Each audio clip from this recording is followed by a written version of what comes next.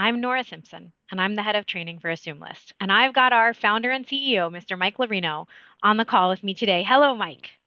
Hello, Nora. How are you? I'm great. And I'm here today with you because we are making a special video for people in the Northern Virginia market because the Northern Virginia market is so competitive right now and prices are going up year over year in ways that are just mind blowing. Would you agree?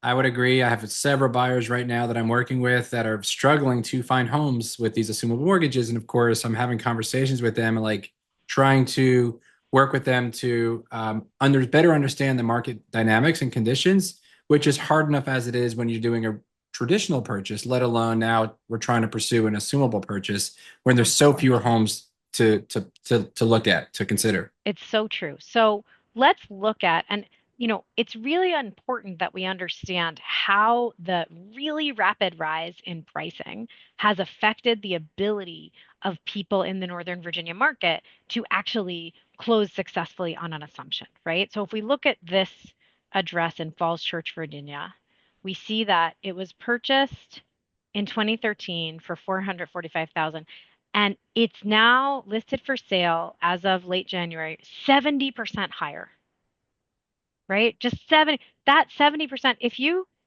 you look at the cash gap, that 394 down, a lot of that 394 is the increase in appreciation, right? It's not actually that so much of the mortgage has been paid down. It's that the comparable homes around it are selling for such high prices that now, in order to make up the cash gap, we're looking at a huge amount of money. And that gets worse for this gorgeous place in Alexandria, right? This gorgeous home in Alexandria, priced at 1.4 million plus, right? Has pretty much $1 million down payment. No one's going to do an assumption with $1 million cash gap, right? But how did that happen? It didn't happen because these folks were making double mortgage payments. It happened because their home went up in value because there is such a high demand in the Northern Virginia market and sadly such a low supply. Would you agree? I would agree, and I would say I would take it one step further and say, Yeah. especially like in the spring market, and this is common, it's been this way for years now, every year, Right. where I would have conversations with my clients who are of the mindset that they can negotiate down. And I flip that very in the early one of our earliest conversations, I'll say, whatever price you see a home listed for, add anywhere from between 5% and 10% of the Yikes. purchase price, Yeah. and you may have a chance of actually winning. Like Right. that's how competitive it is. And we see this, this home 2013 to 2025, it's up by 70%. This home 2014 to 2025, it's up by 65%. But this home was only purchased in 2021, so it has a more reasonable down payment, right? But even this home in less than 4 years is up by 30%. So a lot of that cash gap, which is a fairly reasonable cash gap, a lot of that cash gap is the rise in the appreciation. Yep. Would you And agree? In Northern Virginia, on average, we see single family homes generally about 8% year over year appreciation, which is Mm-hmm.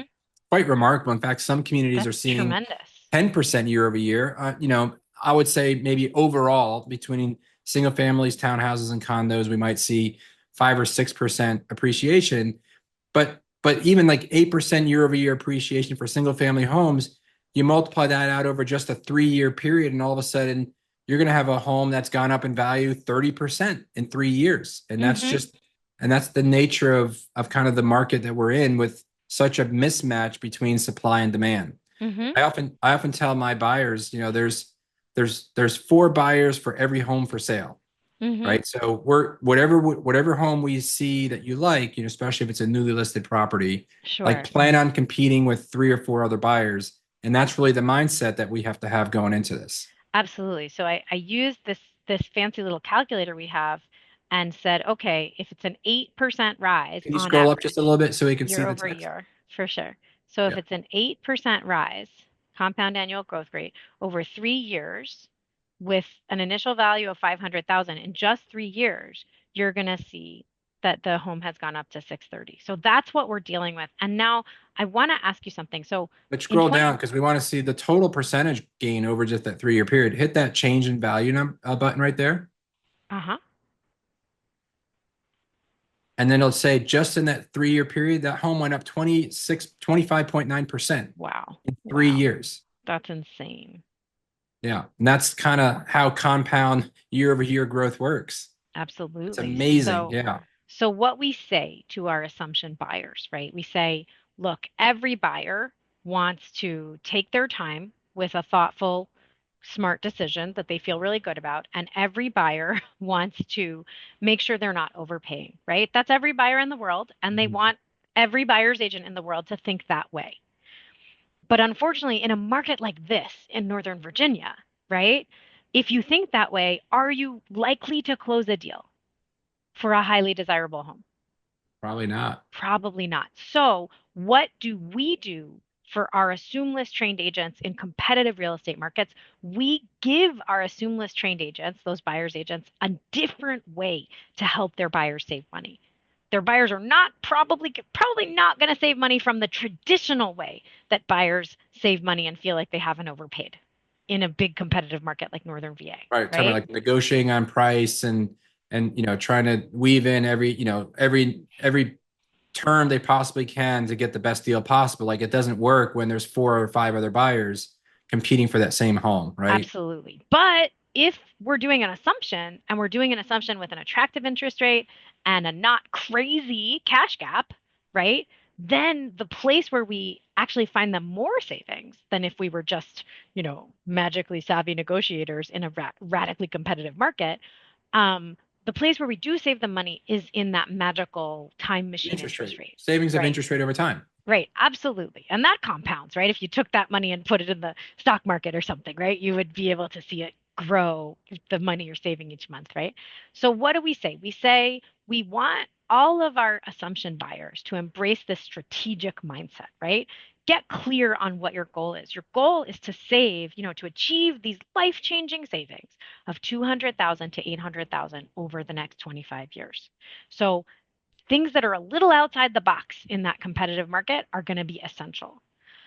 A lot of buyers, when they hear how competitive it is, they get really anxious. They say, I don't want to be in a bidding war. I don't want to be in competition. That's really scary.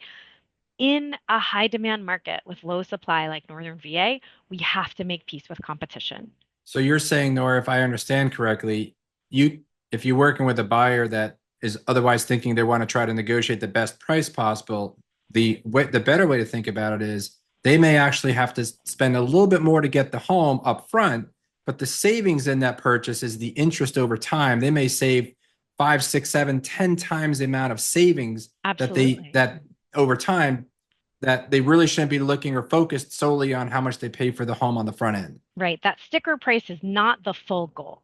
It's Right. only it's only it's only a means to an end, right? And that's why we do encourage buyers to prepare themselves for submitting offers with escalations above list price, right? Submitting offers that include a lot of sweeteners for the pot because we want our sellers to A, choose our offer so we can get those incredible savings, and B, we also want our sellers to feel like they get to share a little bit in the abundance that we're going to achieve with these incredible life-changing savings.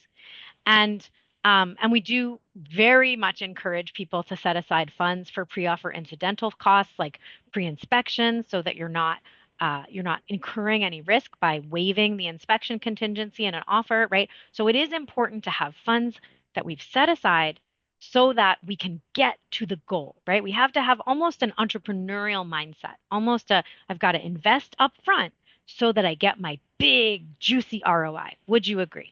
That's a great way of looking at it. The entrepreneurial mindset. I've never actually heard of that before. One of the strategies that I successfully implement, Nora, is I help buyers calculate what their savings is by Yeah, doing the assumption.